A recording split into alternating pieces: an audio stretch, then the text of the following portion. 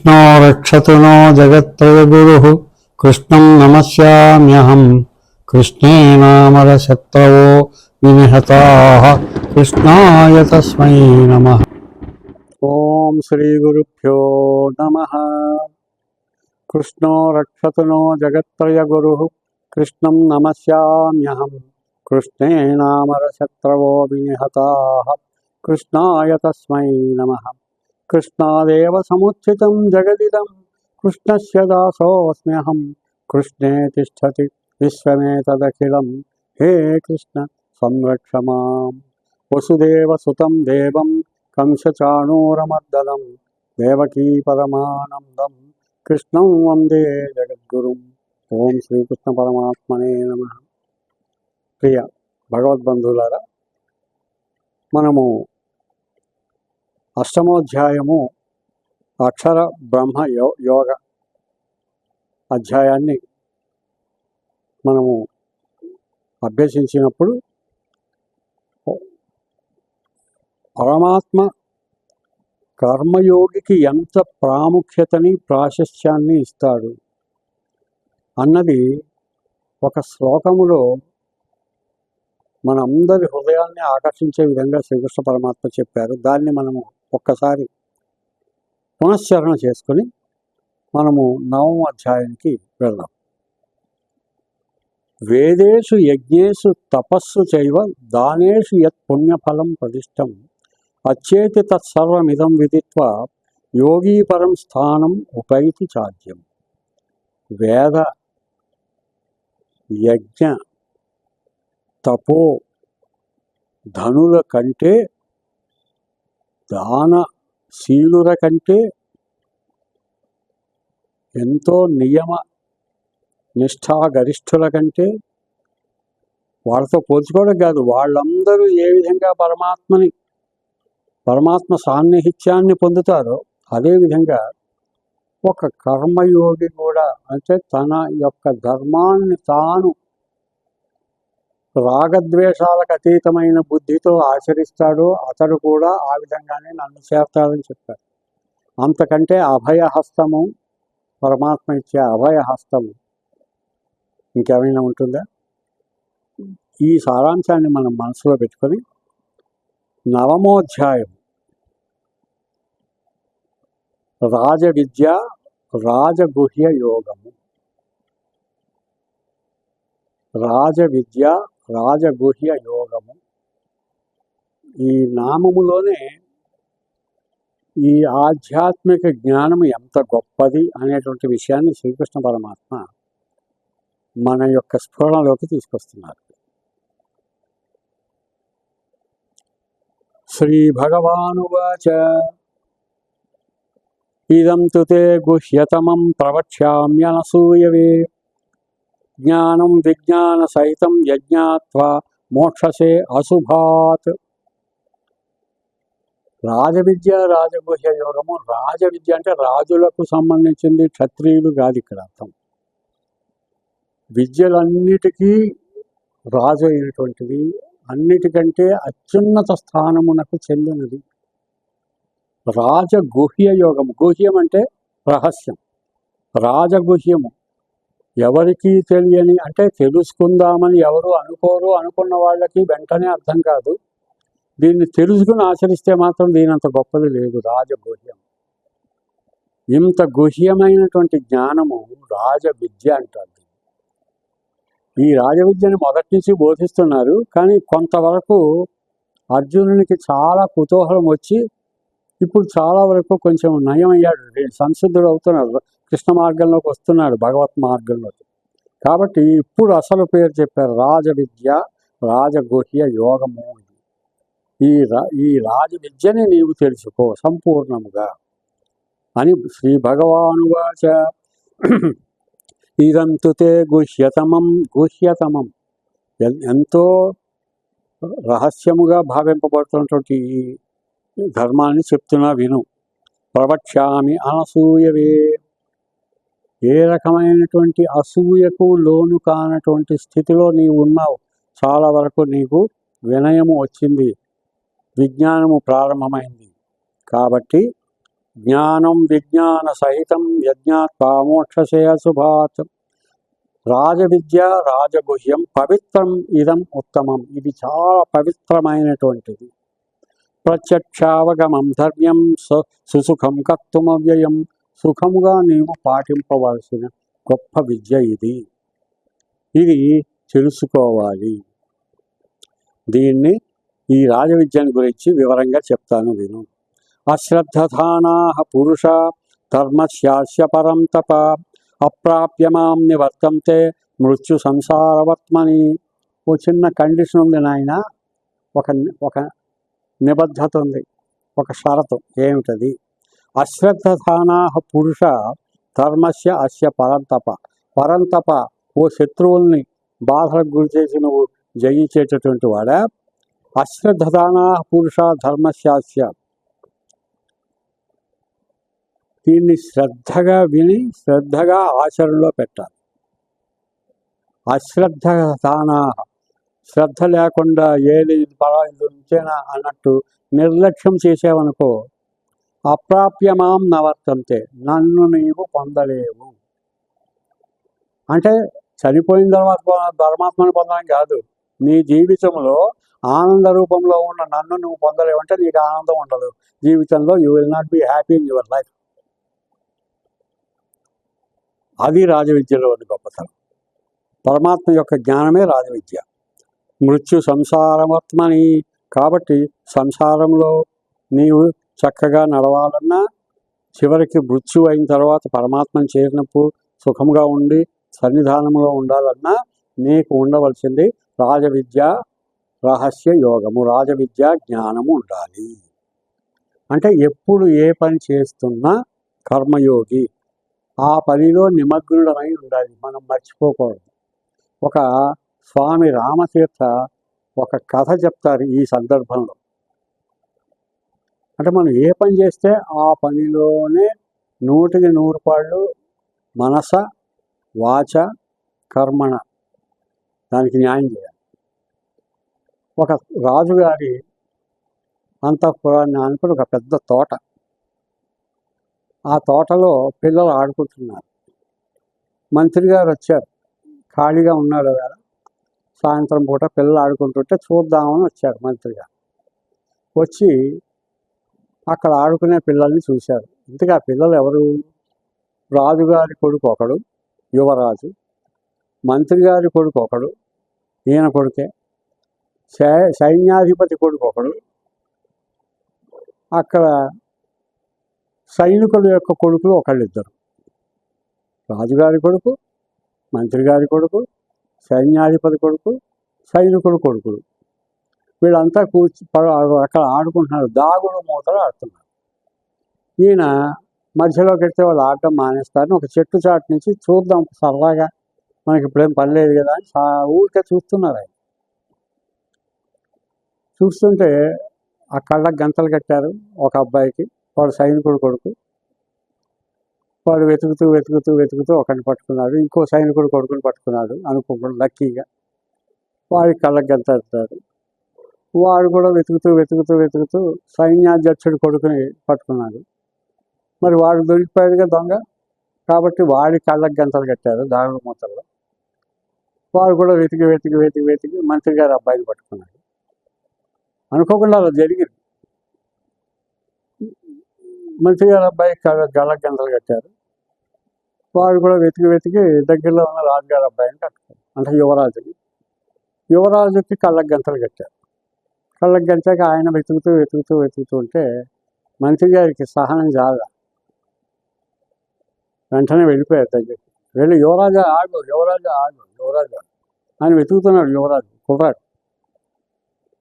ఏమిటి అంటే వెతుకు పట్టుకుంటున్నాను, వాళ్ళు అంతా ఉన్నారు కదా, వాళ్ళు ఎవరో ఒక దొరకాలి, పట్టుకుంటున్నాను, దాగుడు మూతలు ఆడుకుంటున్నాం మేము. నువ్వు యువరాజు అని మర్చిపోయావా? నువ్వు ఎవరివి? You are the princess. నువ్వు యువరాజు.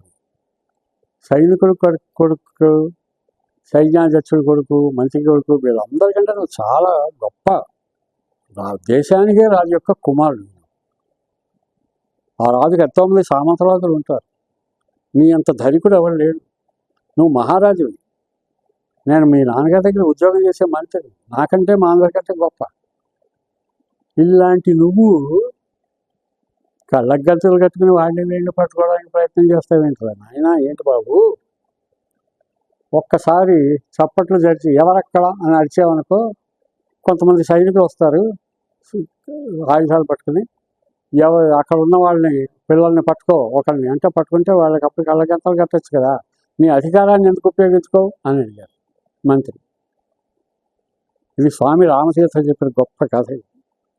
అంటే అప్పుడు ఆ కుర్రాడు అన్నాడు, ఓ మంత్రివర్య, నేను యువరాజుని అనే విషయం మర్చిపోతే ఇక్కడ ఈ ఆటని నేను న్యాయంగా ఆడలేను. నేను ఇక్కడ ఒక ఆటగాడిని మాత్రమే. I'm only A player here. కాబట్టి ప్లే చేసేటప్పుడు ఆడేటప్పుడు నేను ఆటగాడిని, ఆట అయిపోయాక యువరాజుని, పాఠశాలకు వెళ్ళి చదువుతుంటే విద్యార్థిని, అమ్మ అన్నం పెడితే తింటుంటే అక్కడ కొడుకుని. అనేక పాత్రలు ఉంటాయండి నాకు. ఇక్కడ పాత్రలో నేను యువరాజు అని గుర్తుపెట్టుకుని ఎవరినో ఆజ్ఞాపిస్తే ఆటలో ఉన్న ఆనందం నాకు రాదు. అనగానే మంత్రి గారు, ఓహో ఎంత గొప్ప గొప్ప జీవిత సత్యాన్ని చెప్పావు చిన్న పిల్లవాడిపైన అన్నట్టు. ఈ కథలో మనం తెలుసుకోవాల్సింది ఏంటంటే, మనం ఎక్కడ ఏం చేస్తున్నామో దానికి ఆ పనికి న్యాయం చెయ్యాలి. నేను పెద్ద ఇంట్లో పుట్టాను, ఈ చిన్న ఉద్యోగంలో చేస్తున్నాను, నో, ఆ ఉద్యోగంలో చేరినందుకు ఆ ఉద్యోగానికి ధర్మం చేయాల్సిందే. అలాగే ఏ పని ఎక్కడ ఏం చేస్తున్నామో ఆ పనికి సంబంధించిన ధర్మము ఆ ప్రదేశంలో అది చెయ్యాలి. మనస్ఫూర్తిగా ఆ పాత్రలో జీవించాలి. ఆ పాత్రలో జీవిస్తేనే పాత్రకి న్యాయం చెయ్యగలను. నేను ఒక మహానటుడిని అని అనుకుని ఓ మహానటుడు చిన్న పాత్ర ఏదో బాగా అనుకోకుండా ఇస్తే ఆ పాత్రలో పోకుండా చేస్తే అతనికి పేరు రాదు, దానికి న్యాయము జరగదు. కాబట్టి ఎక్కడ ఎలా ఉండాలో అలా ఒదిగిపోవాలి. The more we bind and bound, దానికి తగినట్టుగా మౌల్డ్ అయిపోవాలి. అది మన జీవిత లక్ష్యం. అంతేగాని అహంకారపూరితంగా ఉండకూడదు. అశ్రద్ధధానాః పురుష ధర్మ శాస్య పరంతప అప్రాప్యమాం నివర్తంతే మృత్యు సంసారవత్మని. కాబట్టి శ్రద్ధ కావాలి. శ్రద్ధ కావాలంటే దానికి సిన్సియారిటీ ఉండాలి అని. నచమస్థాని భూతాని పశ్యమే యోగమైశ్వరం. కాబట్టి ఈ జీవరాశుల్లో ఎక్కడెక్కడ ఎలా ఉంది అనేది అన్నీ గమనించి దానికి తగినట్టుగా ఎప్పుడు ఎలా వ్యవహరించాలో అలా వ్యవహరించాలి. కానీ గర్వము, కామక్రోధ లోభ మోహ మద మాత్సర్యాలకి లొంగి మన పనులు ఉండకూడదు. We should be beyond vices, చెడు గుణాలు, బ్యాడ్ వ్యూస్. భూతభృన్న చ భూతస్థో మమాత్మా భూత భావన. కాబట్టి భూతభృత్ నచ భూతస్థ.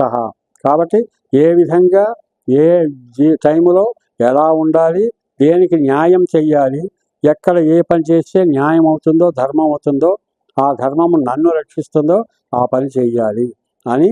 ఇది అంతటా కూడా పరమాత్మ ఉన్నాడు. కాబట్టి మనం జీవరాశి నిండినటువంటి ఈ విశ్వంలో మనం కూడా ఒక జీవి అనే మామూలు సామాన్య జీవిని తెలుసుకుని భూత భవిష్యత్ వర్తమాన కాలాలన్నింటినీ చక్కగా బేరీజు వేసుకుంటూ భూత భావన అన్ని భూతముల్లోనూ, అన్ని భూతం అంటే జీవం, అన్ని జీవరాశుల్లో పరమాత్మని దర్శించాలి.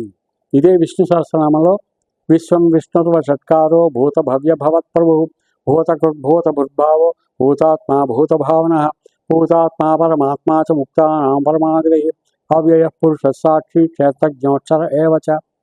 క్షేత్రజ్ఞ అక్షర, భూతాత్మ పరమాత్మ. భూత అంటే పవిత్రమైనటువంటి ఆత్మ, పరమాత్మ అంత గొప్ప పరమాత్మ అన్ని జీవులలో ఉన్నాడు. చీమలో ఉన్నాడు పరమాత్మ, పెద్ద ఏనుగులో ఉన్నాడు, అంతకంటే పెద్ద పెద్ద వాటిలో కూడా మనకి తెలియని అనేక జీవరాశుల్లో ఉన్నాడు. అది తెలుసుకోవాలి. కాబట్టి యథ ఆకాశస్థితో నిత్యం వాయు సర్వత్రగో మహాన్ తథా సర్వాణి భూతాని నస్థాని ఉపధారయ. ఆకాశం ఎక్కడ లేదు, మన చుట్టూ ఉన్న శూన్యానికే ఇంకొక పేరు ఆకాశం. ఆకాశం అంతా వ్యాపించిందంటే ఈ ఆకాశ రూపంలో వ్యాపించింది ఎవరు? పరమాత్మే. వాయు సర్వత్రగో మహాన్, వాయు రూపంలో ఉన్నది ఎవరు? పరమాత్మ. తథా సర్వాణి భూతాన్ని, అన్ని జీవరాశుల్లో పరమాత్మ ఉన్నాడు. మనకి ఇంకొక విషయం తెలియదు. జీవరాశి జడ పదార్థం అనుకో, కొండ ఉందనుకోండి, కొండ జీవం లేదనుకుంటాం మనం. కానీ జీవము లేకపోవడం అనేటటువంటి మనకు అర్థం కాని విషయం, కానీ పరమాత్మ దృష్టిలో ప్రతి దాంట్లోనూ కూడా ఒక గొప్ప జీవ ప్రకాశమైనటువంటి ఒక జీవతత్వము ఉన్నది అని పెద్దలు చెప్తారు. మస్థాని ఉపధార్య. ఈ విషయాన్ని తెలుసుకుని చక్కగా నీవు పరమాత్మ యొక్క విశ్వరూప సందర్శనము ప్రతి జీవిలోను, ప్రతి భూతములోను దర్శించు. ప్రకృతిం స్వాం అవష్టభ్య విసృజామి పునః పునః. ఇవి నేను పునః పునః మళ్ళీ మళ్ళీ మళ్ళీ మళ్ళీ నేను పునః చేస్తూనే ఉన్నా. యుగాలు, మహాయుగాలు, మన్వంతరాలు. భూతగ్రామమిమం కృత్సం అవశం ప్రకృతిర్వశాత్. కాబట్టి ప్రకృతిని అనుసరించు, విరుద్ధంగా వెళ్ళకు. దేనికి కూడా మనము పరమాత్మకి అధీనమై ఉండాలి. ఇప్పుడు ఒక రైలు ఎక్కామనుకోండి, ఆ రైలు హౌరా దాకా వెళ్తుంది, మనం ఇక్కడ ఎక్కాము. ఈ వెళ్ళే రైల్లో కంపార్ట్మెంట్లో కొన్ని కంపార్ట్మెంట్లు వేరే దిక్కులకి, వేరే ఊళ్ళకి వెళ్ళే వేరే ఆ పట్టాలు వేరే డైరెక్షన్లో వెళ్ళి ఇంకో ఊళ్ళకి వెళ్ళే పట్టాలు కూడా ఉంటాయి. ఒక్కో స్టేషన్లోకి వచ్చేటప్పటికి ఆ కంపార్ట్మెంట్ని ప్రత్యేకంగా వేరే రైలుకి కలుపుతారు, వేరే ట్రైన్కి కలుపుతారు. ఆ ట్రైన్లో కూర్చున్న ప్రయాణికుడు ఇది వెళుతుందా లేదా అని ఆలోచించడు. ఆ కంపార్ట్మెంట్ ఆటోమేటిక్ కలుపుతారు, వాళ్ళు అనుకున్న ఊరికి వాడెడతారు. వీళ్ళు వేరే కంపార్ట్మెంట్లో వాళ్ళు అనుకున్న ఊరికి వాడెడతారు. ఈ రైలులో కూర్చొని ఎప్పుడైతే పూర్తిగా అంకితమై మనం ఊరు వెళ్దాం అనుకున్న వాడు పేపర్ చదువుతూ కూర్చుంటాడు, లేకపోతే నిద్రపోతాడు, లేకపోతే కబుర్లు చెప్పుకుంటాడు. రైలు జాగ్రత్తగా తీసుకెళ్తుంది. కంపార్ట్మెంట్లు ఎక్కడికి ఏది వెళ్ళాలో అక్కడికి ఆ డైరెక్షన్ ఎవరైతే ఉన్నారో ఆ పరిపాలకులు, రైల్వే శాఖ పరిపాలకులు చూసుకుంటారు, ఆ డ్రైవర్ చూసుకుంటాడు, వాళ్ళు చూసుకుంటారు. ఆటోమేటిక్గా ఒక రైలు ప్రయాణంలోనే మనకి ఇంత సౌకర్యాలు ఉన్నప్పుడు ఈ సృష్టిలో, ఈ విశ్వంలో పరమాత్మ అనేక రకాలైనటువంటి సృష్టి చేసి ఎక్కడ ఏది కావాలో ఎంత ఏర్పాటు చేశాడు, ఆ విషయాన్ని మనం ఆలోచించడంలోనే మనకి ఒళ్ళు పులకరిస్తుంది. పరమాత్మ మహాత్మ్యం అసామాన్యమైనటువంటిది, అంచనాలకు లొంగనటువంటిది. ఈ ప్రకృతిని సృష్టించిన పరమాత్మకి జీవితమంతా కృతజ్ఞతాంజలులు మనము సమర్పించి శిరసా వహించి సాష్టాంగ దండ ప్రణామం చేయవలసిన అవసరం ఉన్నది. We have to surrender our lives, everything, past, present and future, to God. ఇది తెలుసుకోకపోతే మూఢత్వం అవుతుంది. అవజానంతి మాం మూఢా మానుషీం తనుమాశ్రితం పరం భావమజానంతో మమ భూతమహేశ్వరం. అవజానంతి మాం మూఢ.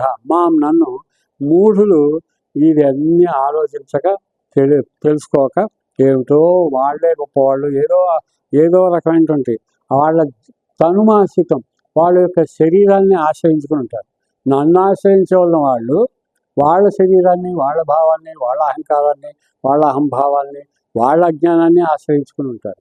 అక్కడే కష్టాలు వస్తాయి, అక్కడే బాధలు వస్తాయి, అక్కడే జీవితం నిరుపయోగం అవుతుంది. పరం భావమజానంతో మమ భూతమహేశ్వరం. ఈ జీవరాశులన్నిటికీ మహేశ్వర శక్తిగా ఉన్నటువంటి పరమాత్మని తక్కువ అంచనా వేయకూడదు. అందుకనే ఇది చెప్పడానికే నేను అవతార రూపంలో వస్తూ ఉంటాను. అవతార మత్స్య కూర్మ వరాహశ్చ వామనో నారసింహశ్చ వామన రామో రామశ్చ బౌద్ధ కల్కిరేవచ. దశావతారాలు మత్స్య కూర్మ వరాహ వామన నారసింహ రామ బలరామ పరశురామ బౌద్ధ కల్కి. కృష్ణుడు ఈ దశావతారాల్లో లేడు. ఎందుకంటే కృష్ణుడు వస్తూనే నేను భగవంతుడిని అని చెప్పుకుంటూ వచ్చాడు. వీళ్ళంతా మానవులుగా, జంతువులుగా, ఏదో వేరే వేరే జీవాలుగా వచ్చారు. కానీ కృష్ణుడు పుడుతూనే ఇలా నేను పుడతాను, నన్ను తీసుకెళ్ళి అక్కడ పెట్టండి, యశోదమ్మ దగ్గర పెట్టండి. వసుదేవుడికి వాళ్ళకి చెప్పారు. నంద దగ్గర పెట్టమని చెప్తే యమునా నది అటు ఇటు తొలగి దారిస్తే వెళ్ళాడు. పుడుతూనే, ఆయన పుట్టింది జైల్లో అయినా పుడుతూనే మహాత్మ్యాన్ని ప్రకటించినటువంటి పరమాత్మ యొక్క అవతారం ఇది. ప్రత్యేకమైన అవతారం. అదే కాకుండా ఈ భగవద్గీత బోధించిన తర్వాత విశ్వరూప ప్రదర్శన కూడా చేసిన గొప్ప అవతారం. తర్వాత తన యొక్క ఆచరణలో మానవుడు ఎలా ఉండాలో చూపాడు ఆయన స్వయంగా చేసి. ఇలాంటివన్నీ ఉన్నటువంటి రామావతారం ఎంత ప్రాశస్యమో కృష్ణావతారం కూడా అంత ప్రాశస్యమైనటువంటి గొప్ప ప్రాశస్యమైన ఇది అనమాట. ఈ రకంగా ఇది తెలుసుకుని ఉండాలి. కానీ అవజానంతి మా మూఢులుగా ఉండి పరమాత్మ యొక్క ఔన్నత్యాన్ని తెలుసుకోకుండా ఉండకూడదు. మోఘాశ మోహ కర్మాణో మోహ జ్ఞాన విచేతస. మోహం చేత మోహంలో పడిపోయి రకరకాలైనటువంటి జీవితాన్ని పాడు చేసుకుంటూ ఉంటారు. రాక్షసీం ఆసురీం చైవ ప్రకృతిం మోహినీం సుత. అలా ఉండడంతో ఏమవుతుంది, ఆసురీ గుణాలు వచ్చి మీద పడతాయి. ఈ ఆసురీ గుణాల గురించి మనం చెప్పుకున్నాం. దంభ దర్ప దురభిమాన, దంభో దర్పోభిమానశ్చ, క్రోధ, పారుష్యం, అజ్ఞానం. ఇవి 16వ అధ్యాయంలో దైవాసుర సంపద విభాగ యోగంలో 4వ శ్లోకం. ఈ 4వ శ్లోకంలో ఆ రాక్షస గుణాలు ఉండకూడదని చెప్పారు. 1, 2, 3 శ్లోకాల్లో దైవీ గుణాలు చెప్పారు. అవి వాటిని ఎప్పుడు మనం మైండ్లో పెట్టుకోవాలి. వాటన్నిటిని మనం మననం చేసుకుంటూ మనం చేయాలి. అయితే మరి ఎలా ఉండాలి తెలుసుకున్న వాళ్ళు? సతతం కీర్తయంతో మాం యతం తస్య దృఢవ్రతా సమస్యం తస్య మాం భక్త్యా నిత్యయుక్తా ఉపాసతే. సతతం కీర్తయంతః మాం, నన్ను సతతం ఎల్లప్పుడూ కీర్తయంతః నన్ను కీర్తిస్తూ ఉండాలి. అంటే పొగుడుతూ ఉండమని, భజన చేస్తూ ఉండమని కాదు, మనస్సులో తలుచుకుంటూ ఉంటే కీర్తించినట్లు లెక్క. నేనంటూ ఉన్నాను అని అనుకో, దేవుడు చూస్తాడేమో, మనం తప్పు పని చేయబోతున్నాం, దేవుడు అందరూ చూస్తారు. కానీ ఒక గురువు గారు పిల్లలందరికీ నేర్పాక, 1 ఏడాది శిక్షణ ఇచ్చాక వాళ్ళందరినీ ఇళ్ళకి పంపించారు. పంపించే ముందు వాళ్ళందరికీ ఏం చేశారంటే ఒక్కొక్కరికి ఒక్కో అరటిపండు ఇచ్చారు. వాళ్ళు పూర్తిగా గ్రహించారా లేదా తను చేసినటువంటి బోధని అని పరీక్ష పెడదామనుకుని ఒక్కొక్కరికి ఒక్కో అరటిపండు ఇచ్చి, ఓ పిల్లలారా, మీరు ఎవరూ చూడని చోటుకి వెళ్ళి ఎవరూ చూడని చోట ఈ పండును తినేసి రండి. ఇంతే, మీకు ఇంక వేరే టెస్ట్ టైం పెట్టట్లేదు అంటే అందరూ అరటిపండు తీసుకెళ్ళారు. ఒక ఆయన కొండ వెనక్కి వెళ్ళాడు, ఒక ఆయన చెట్టు వెనక్కి వెళ్ళాడు, ఒక ఆయన ఏదో భవనం వెనకాలకు వెళ్ళాడు, ఒక ఆయన చీకటి పడ్డాక అందరు నిద్రపోతున్న టైంలో అలా ఎవరు చూడకుండా తిన్నారు. పొద్దున్న వచ్చారు అందరూ, తిన్నారా, ఎవరు చూడకుండా తిన్నారా? అందరు చెప్పారు, మేము తిన్నామంటే ఎవరు చూడలేదండి, ఆ వెనక్కి వెళ్ళాను, ఈ చీకట్లో తిన్నాను అక్కడ. ఒక్కడు మాత్రం పండుని అలాగే తెచ్చారు. ఏమిటి, ఏరా ఎందుకు తినలేదు? నువ్వు తినలేదు? ఎలా తింటానండి గురుగారు? అదేమిట్రా, ఎందుకు ఎవరు చూడంలో తినచ్చు కదా. మీరే చెప్పారు కదండి మీ ఉపదేశంలో, పరమాత్మ మొత్తం విశ్వమంతా వ్యాపించి ఉన్నాడని చెప్పారు కదా. మరి విశ్వమంతా వ్యాపించి ఉన్నప్పుడు ఎక్కడికి వెళ్ళి తింటే మాత్రం చూడడండి ఆయన. కాబట్టి ఎవరూ లేని చోట దేవుడు చూడని చోట చూడమన్నారు. ఎవరూ లేని చోటని ఎక్కడెక్కడ తిరిగితే ఎక్కడికి వెళ్ళినా దేవుడే ఉన్నాడేమో అని భయం వేసిందండి. కాబట్టి దేవుడు లేని చోటు లేదని మీరే చెప్పారు కాబట్టి నేను తినడానికి అయినా అవకాశం లేకపోతే తినలేదండి. అలాగే ఆకలిగా వచ్చేసాను. నేను చెప్పిన విజ్ఞానాన్ని గ్రహించిన వాడు వీడే, కాబట్టి వీడిని వాళ్ళ నుంచి ఇంటికి పంపించేస్తాం, మొత్తం విజ్ఞానం అయిపోయాడు, మీరంతా ఇంకో ఏడాది పాటు నా దగ్గర ఉండి నేర్చుకోండి అన్నారు. అంటే వాళ్ళకి ఇంకా పూర్తి విజ్ఞానం రాలే. గురువు గారు చెప్పింది ఎవరు లేని చోట తినండి అంటే భగవంతుడు సర్వాంతర్యామి అని అర్థం చేసుకుని ఎక్కడా తినకుండా వచ్చిన వాళ్ళంటే గురువు గారు ఏం చెప్పారో దాన్ని ఏమాత్రము లోటు లేకుండా 100కి 100 పాళ్ళు న్యాయంగా అర్థం చేసుకొని పాటించేటటువంటి జ్ఞాని అయ్యాడు ఆ శిష్యుడు. ఇది మనం ఎందుకు మనం చెప్పుకున్నాం అంటే ఈ కాబట్టి సతతం కీర్తయంతో మాం యతం తస్య దృఢవ్రత. నేను నన్ను గురించి ఎప్పుడు అమ్మో తప్పు చేస్తే పరమాత్మ చూస్తాడు అని మనకి ఉండాలి. మనలో ఉన్న ప్రతిష్టమైన పరమాత్మ ఉన్నాడు. బీజమ్మాన్ సర్వభూతానాం విద్ధి పార్థ సనాతనం బుద్ధి బుద్ధిపతామస్మి తేజ తేజస్సునామం. అన్ని భూతములలోనూ అన్ని జీవరాశులలో బుద్ధి రూపంలోనే ఉన్నాను ఎప్పుడు చెప్తూనే ఉంటాడు శ్రీకృష్ణ పరమాత్మ. కాబట్టి ఈ కీర్తన అలా ఎంతో గొప్ప భక్తులు ఉన్నారు. ఇప్పుడు ఆంజనేయ స్వామి అన్నాడు, పరమాత్మ గురించి కీర్తిస్తూ ఉంటే ఆనంద బాష్పాలతో కళ్ళ నిండా నీరు కారుస్తూ ఎత్ర ఎత్ర రఘునాథ కీర్తనం తత్ర తత్ర కృత మస్తకాంజలిం బాష్పవారి పరిపూర్ణలోచనం మారుతిం నమత రాక్షసాంతకం. రాక్షసాంతకుడైనటువంటి శ్రీరామచంద్రుని ఎక్కడెక్కడ ఎత్ర ఎత్ర రఘునాథ కీర్తనం, రఘునాథుని యొక్క నామాన్ని ఎవరెవరైతే ఉచ్చరిస్తూ కీర్తిస్తూ ఉంటారో తత్ర తత్ర కృత మస్తకాంజలి, తల వంచేసి ఇలా నమస్కారం పెట్టి బాష్పవారి పరిపూర్ణ లోచనం, కళ్ళు నీళ్లు నిండిన ఆనంద భక్తిపూరితమైనటువంటి అశ్రులతో నిండిన కళ్ళు నిండిన వాడై కూర్చుని అక్కడ ఉండి వింటూ ఉంటాడు. మనం ఎక్కడ చేసినా సరే అదృశ్య రూపంలో వచ్చేసి ఉంటాడు అని హనుమంతుని మనం కొలుస్తున్నాం. హనుమంతుడి కంటే గొప్పవాళ్ళం కాదు కదా, ఆయన కంటే దృఢవ్రతం కాదు కదా. కాబట్టి సతతం కీర్తయంతో మాం యతం తస్య దృఢవ్రత సమస్యం తస్య మాం భక్త్య నమస్యం తస్య మాం భక్త్య నిత్యయుక్త. నిత్యయుక్త అంటే ఎప్పుడు మనసులో పరమాత్మని ప్రతిష్టాపించి పెట్టుకున్నటువంటి వాడు, పరమాత్మ భావన ఉన్నవాడు. జ్ఞాన యజ్ఞేన చాప్యన్యే యజంతో మాముపాసతే ఏకత్వేన పృథక్వేన బహుధా విశ్వతోముఖం.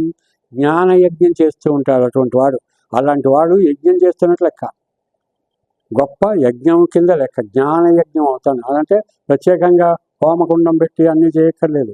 అతను చేసే పనిలోనే నిరంతరం 24 hours he thinks, he feels the presence of Almighty, Lord of the universe.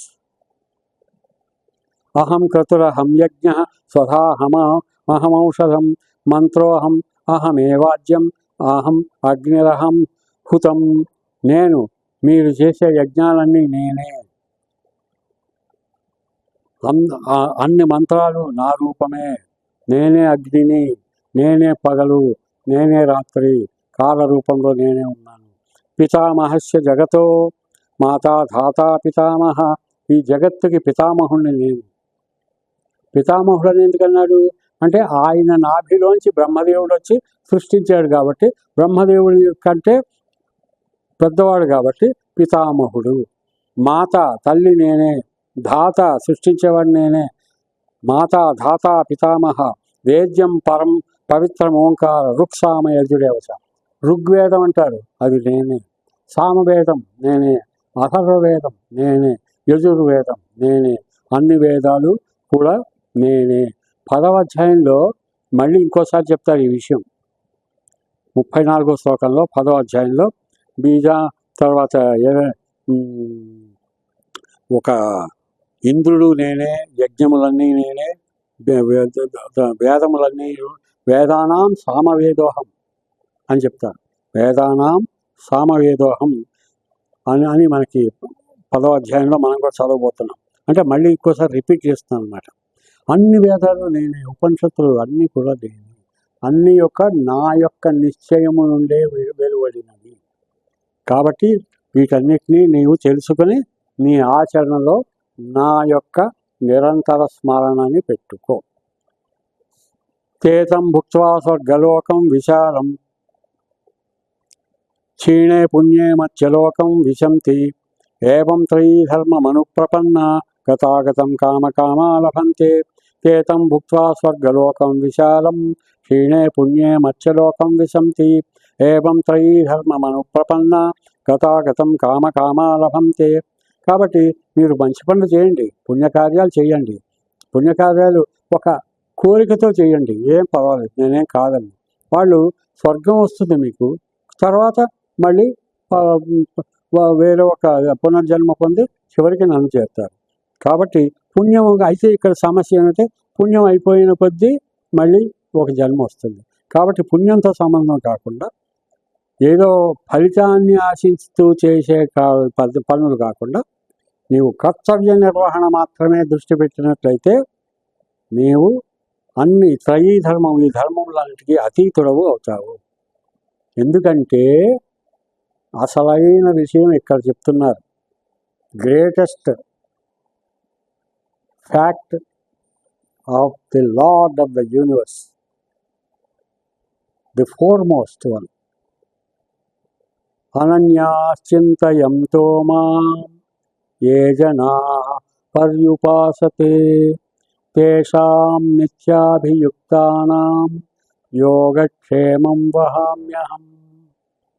అనన్యాః చింతయంతః మాం ఏ జనాః ఉపాసతే తేషాం నిత్య అభియుక్తానాం యోగక్షేమం వహామి అహం.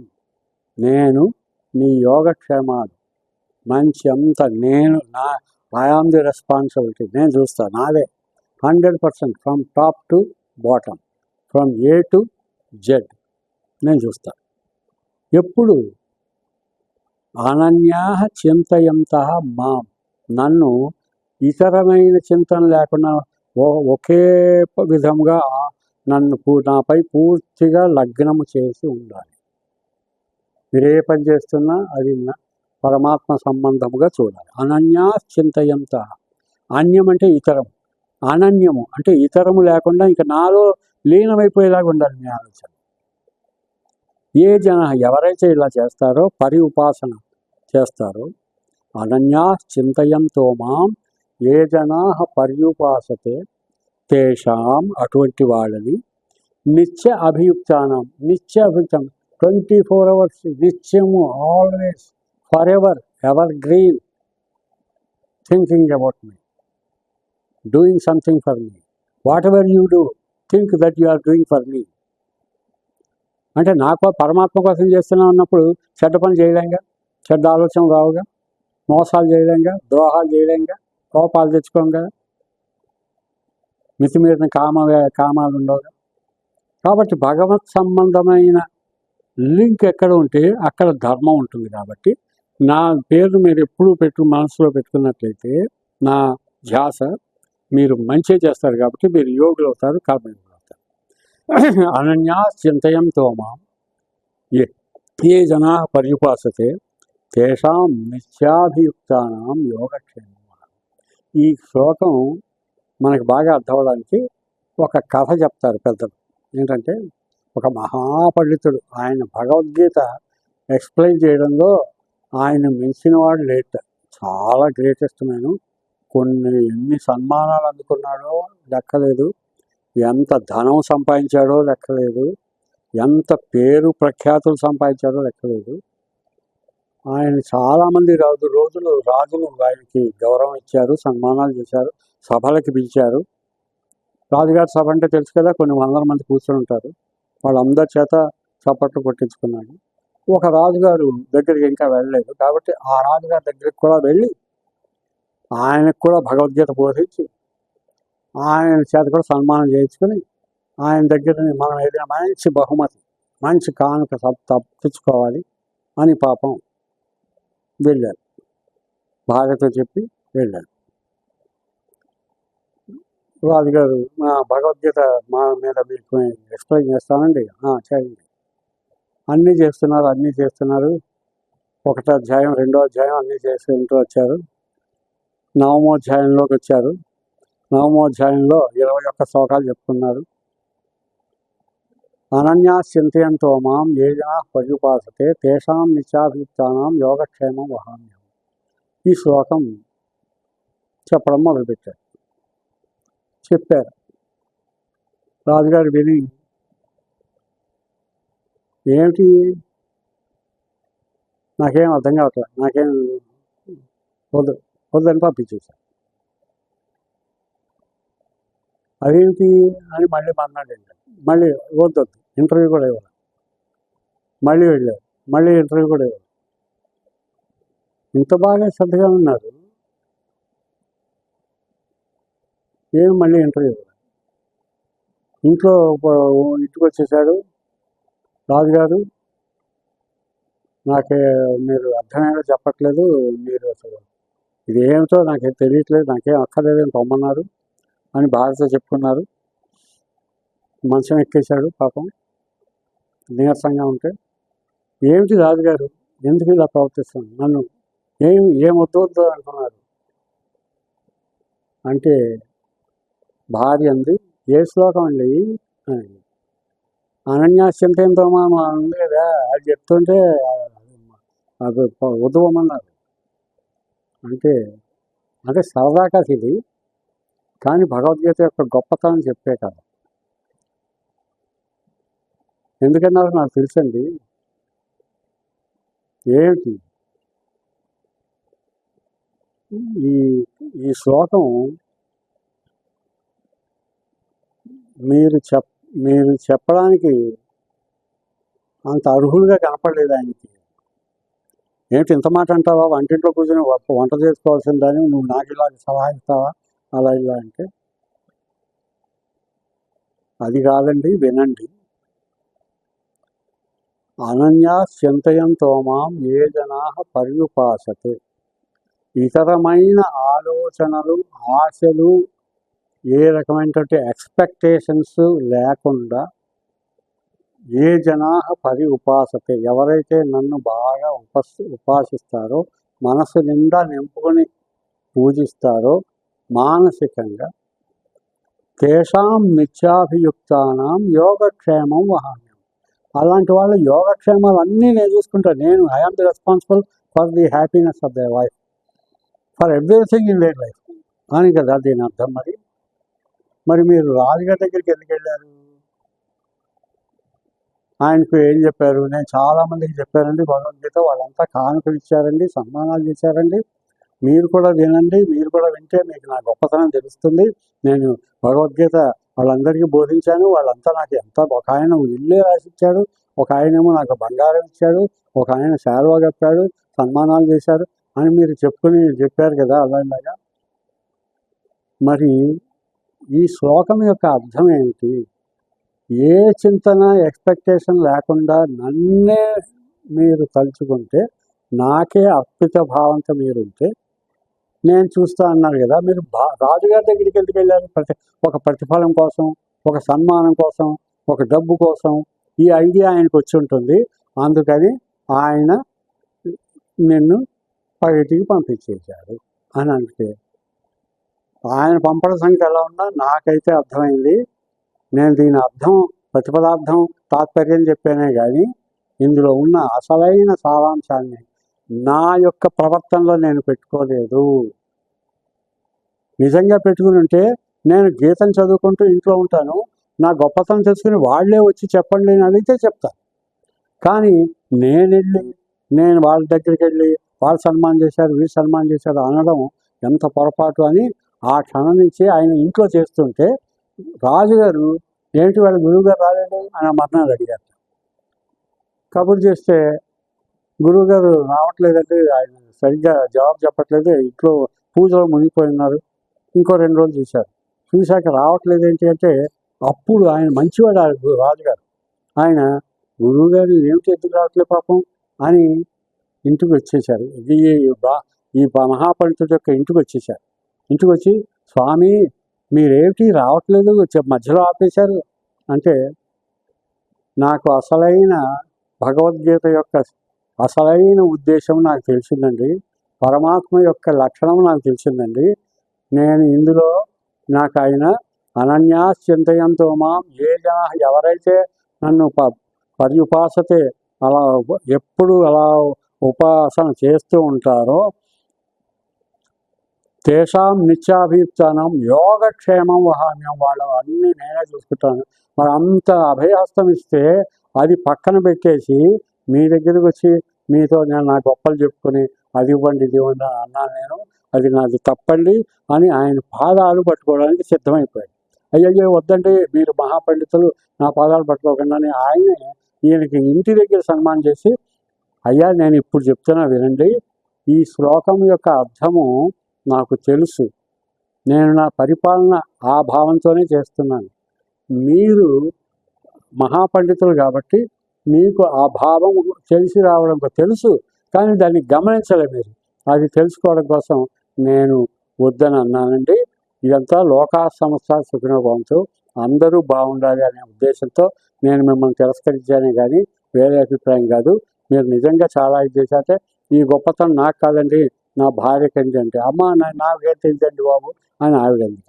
ఇది సరదా కథలా కనపడినా ఇందులో మనం ఒక మాట చెప్తే చెప్పడం కాదు, థియరీ కాదు, ప్రాక్టికల్గా చెయ్యగలిగి ఉండాలి, ప్రాక్టికల్గా చెయ్యాలి అని చెప్పడానికి ఈ కథ సత్యసాయిబాబా చెప్పిన కథ.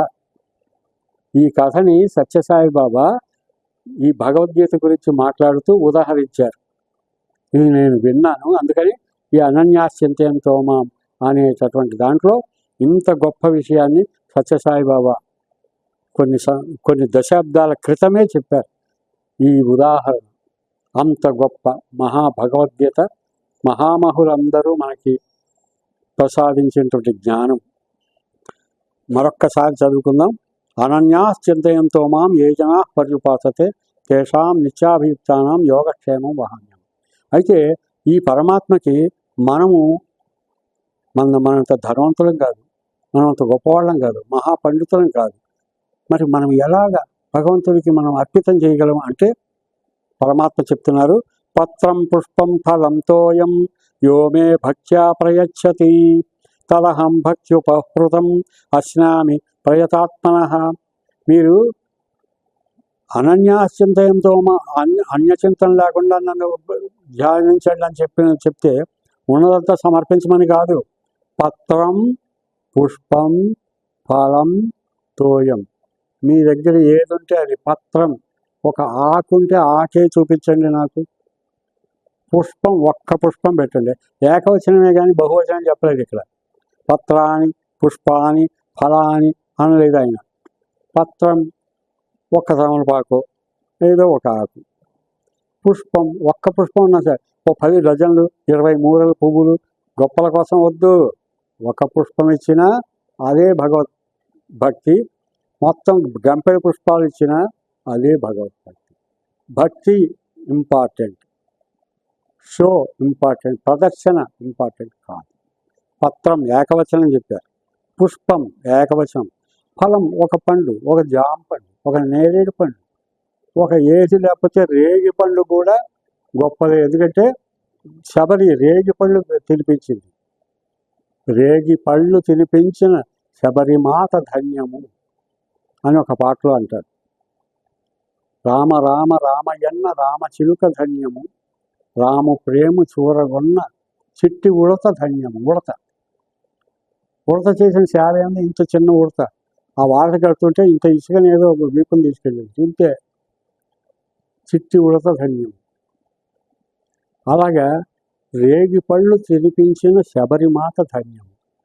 తోయం అంటే నీరు, నీరంటే బిందెలతో అక్కర్లా, ఓ చిన్న కప్పులో, అది కూడా వెండి అక్కర్లా, ఏది ఉంటే అది. మట్టి అయితే మరీ ప్రశస్తం. యోమే భక్త్యా ప్రయచ్చతి, భక్తితో ఇవ్వండి, దట్ ఈస్ మోర్ ఇంపార్టెంట్. తదహం భక్తి ఉపహృతం అశ్నామి ప్రయతాత్మనః, నేను అవన్నీ స్వీకరిస్తా. ఇంతకంటే నిగరివి ఉంటాడంటే అసలు విశ్వంలో పరమాత్మ ఎంత గొప్పవాడు, కానీ ఎంత వంగి ఉంటాడో భక్తుడి దగ్గరికి. ఇక్కడ ఒక కథ చెప్పాలి.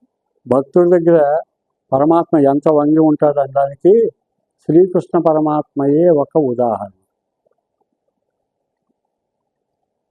ధర్మరాజు రాజసూయాగం చేస్తుంటే అందరికీ డ్యూటీ చేశాడు. నువ్వు మన సామంతరాజు వచ్చేప్పుడు రిసీవ్ చేసుకో, ఓ అర్జున నువ్వు మన బంధువులందరినీ రిసీవ్ చేసుకో, ఇంకోళ్ళు ద్రౌపది నువ్వు ఇలా చేయాలి. అన్నీ చేసినప్పుడు శ్రీకృష్ణుడు అన్నాడు, నాకేం డ్యూటీ చేస్తావు?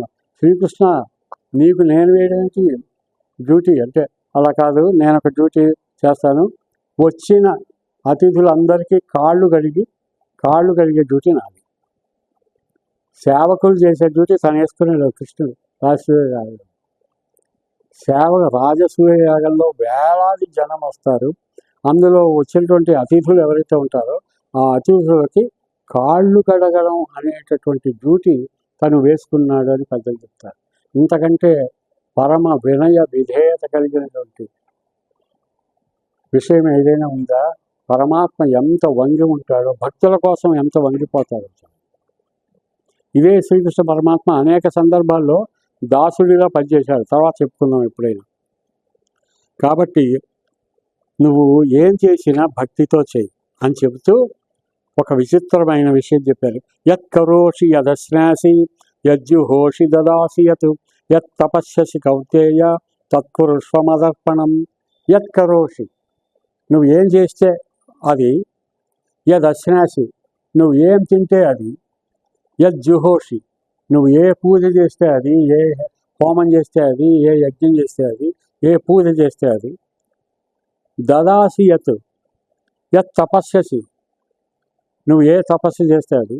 ఓ కౌంతేయ తత్కురుష్వ మదర్పణం, నువ్వు ఏం చేసినా నాకు అర్పిస్తున్నా అనుకుని. అందుకనే మన పెద్దలు ఏం చేశారు, అన్నం తినే ముందు కృష్ణార్పణం అనుకుని 2 మెతుకులు దేవుడికి పంచినట్టుగా మన నోట్లోనే వేసుకోమన్నారు. తినేది మనోరే, కానీ కృష్ణార్పణం అంటూ తింటాం.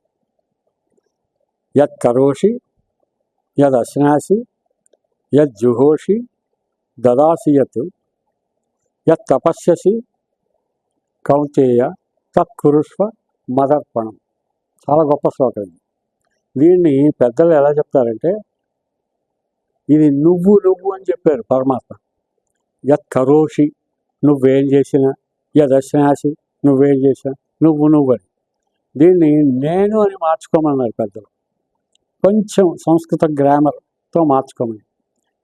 యత్ కరోమి, నేనేం చేసినా. యదశ్నామి, నేనేం తిన్నా. యజ్జుహోమి, నేనేం పూజలు హోమాలు చేసినా. దదామి యత్ యత్ తపస్యామి, కౌంతేయ బదులు హే భగవన్ తత్ కరిష్యామి. మదర్పణం బదులు తదర్పణం అని మార్చుకుంటే అది మనం ప్రార్థన చేసినట్టు అయిపోతుంది, మన ప్రార్థన అయిపోతుంది. యత్ కరిష్యామి యదశ్నామి యజ్జుహోమి దదామి యత్ తపస్యామి హే భగవన్ తత్ కరిష్యామి తదర్పణం. చాలా గొప్ప చక్కటి టీచింగ్ అందులో పెద్దలు చెప్తూ ఉంటారు. కాబట్టి మామి పార్థవ్యపాశ్రిత్య ఏపి స్యుపాపయోనయ. కాబట్టి నన్ను కనుక ఎవరైతే ఆశ్రయిస్తారో వాళ్ళు ఎంత పాపం చేయనండి, ఎవరైనా సరే వాళ్ళు నేను చూసుకుంటారు. కిం పునర్బ్రాహ్మణ పుణ్యా భక్త రాజర్షయస్తథా. కిం పునర్బ్రాహ్మణ పుణ్య భక్త రాజర్షయస్తథా. అనిత్యమసుఖం లోకం ఇమం ప్రాప్య భజస్వమం. ఎంత బ్రహ్మ విజ్ఞ పొంది కలిగిన వాడైనా సరే, రాజర్షి అయినా సరే, నన్ను గనక ఆశ్రయించున్నట్లయితే అనిత్యమైన సుఖం, నిత్యమైనటువంటి సుఖం ఇస్తాను. అసుఖాన్ని లేకుండా చేస్తాను. అనిత్యమైన అసుఖాన్ని లేకుండా చేసి నేను సుఖాన్ని ఇస్తాను, నిత్యత్వాన్ని ఇస్తాను. అంబరీషుడు అనేటువంటి ఒక మహారాజు ఒక 12 దిన వ్రతం చేశాడు.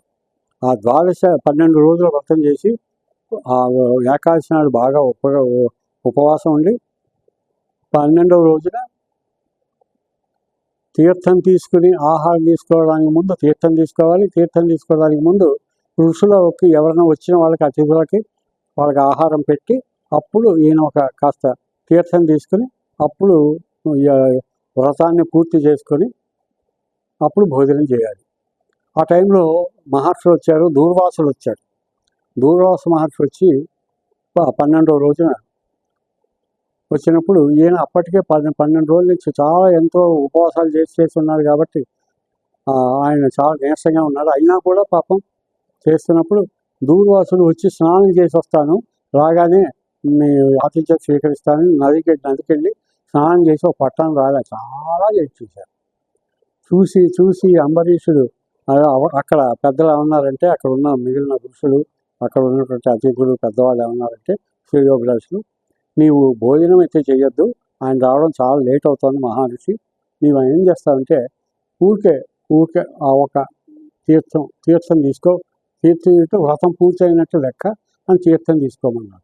అందుకని తీర్థమే కదా అని 4 చుక్కల నీళ్లు అని తీసుకుంటే ఈలోగా దూర్వాసుడు వచ్చి, నేను రాకుండా అభినయంగా తీర్థం తీసుకుంటావా అని చెప్పి ఆయన ఒక కేశాన్ని, ఒక వెంట్రుకని ఇలా తీసి అలా విసిరేస్తే గాలిలోకి అదొక పెద్ద భూతం కింద మహారాక్షసులాగా అయిపోతే, అదేమో ఈ ఈ ఎవరైతే అంబరీషుడు ఉన్నాడో ఈ అంబరీషుడిని సంహరించడానికి అతని దగ్గరికి వస్తుంది.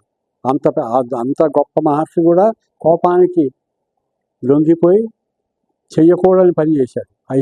హింసా కార్యక్రమం చేస్తే అప్పుడు అంబరీషుడు పరిగెడుతున్నాడు, అయ్యో అయ్యో అని. అప్పుడు ఏమన్నారంటే, అంబరీషుడు ఓం నమో నారాయణాయ, ఓం నమో నారాయణాయ, నా కర్మ ఎలా ఉంటే అలా అవుతుంది, పరమాత్మకి నేను ఇప్పుడు ఇందాక మనం అనుకున్నట్టుగా ఆయనకే సమర్పించి అలా కూర్చుంటే అప్పుడు శ్రీ మహావిష్ణువు తన యొక్క సుదర్శన చక్రాన్ని పంపిస్తే, అది సుదర్శన చక్రం ఏం చేసింది అంటే, ఏదైతే రాక్షసు ఉందో దాన్ని సంహరించి ఆగకుండా ఈ దూర్వాస మహర్షిని కూడా సంహరించడానికి వచ్చింది. అంబరీషుడిని కాపాడింది. దూర్వాస మహర్షి పరిగెత్తాడు, కైలాసం వెళ్ళాడు, ఆ స్వర్గం వెళ్ళాడు, ఇంకెక్కడికో వెళ్ళాడు, ఇంద్రుడి దగ్గరికి వెళ్ళాడు, బ్రహ్మ దగ్గరికి వెళ్ళాడు, అందరి దేవతల దగ్గరికి వెళ్ళాడు. ఈ చక్రం వెంటాడుతూనే ఉంది. వెళ్ళగా అప్పుడు శ్రీ మహావిష్ణువు దగ్గరికి వెళితే ఆయన ఏమన్నారంటే, నేను ప్రయోగించిన చక్రము తిరిగి నేను ఉపసంహరించుకోవడం జరిగేది కాదు, నా వల్ల కాదు.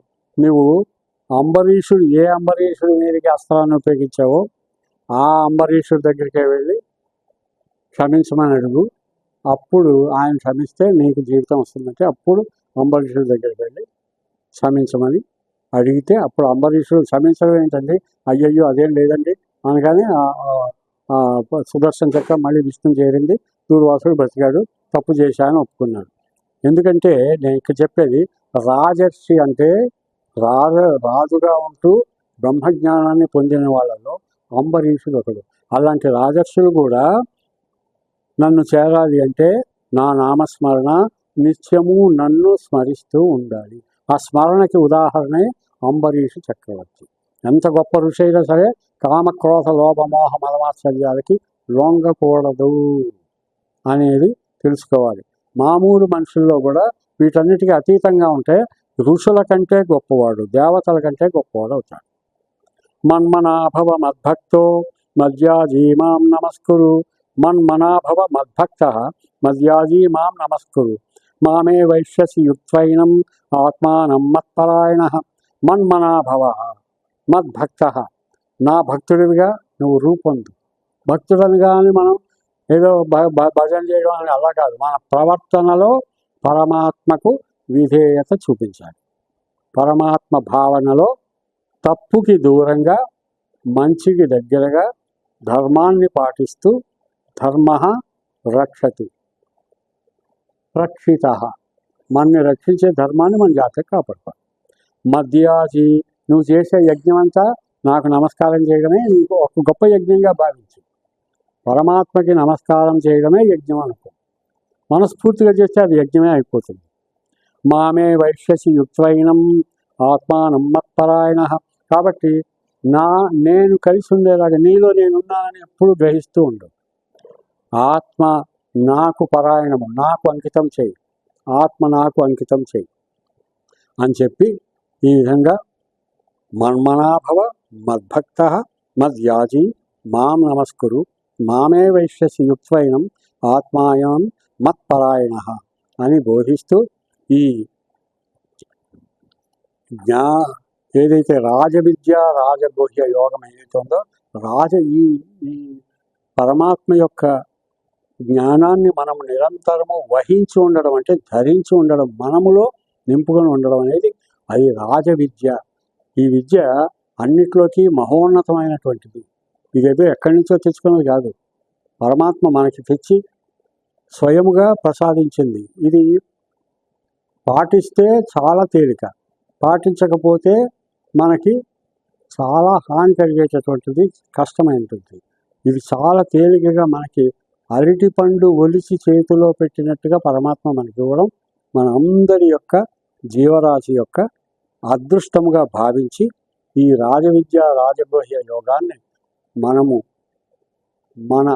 మన ప్రాణాలలో పూర్తిగా నింపుకొని ఆచరణాత్మకంగా వ్యవహరించినట్లయితే మన జీవితము సుకృతము, మన జీవితము అర్థవంతము, సార్థకము అవుతుంది.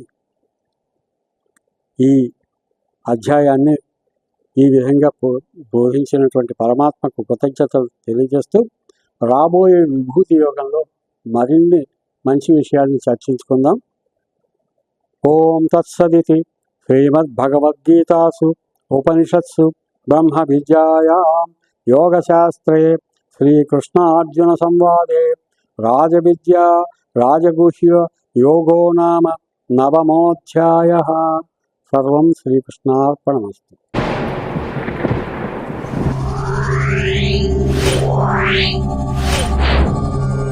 Yeah.